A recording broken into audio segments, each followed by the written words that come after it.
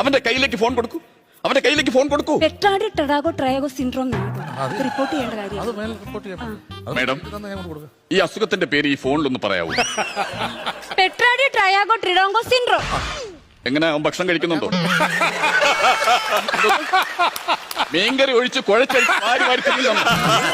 അതെ അതെ, ഇനി പറഞ്ഞേക്ക് കുടുംബത്തിലെ പ്രബുലന്റെ അസുഖം വീണ്ടും വീണ്ടും ഞാൻ പറയിക്കാൻ ഇടവരുത്തരുത്. അവന്റെ അടുത്ത സമയത്ത് ഭക്ഷണം കഴിക്കണമെന്ന് കേട്ടോ. ഓക്കെ, ഞാൻ വിളിക്കാം അങ്ങോട്ട്.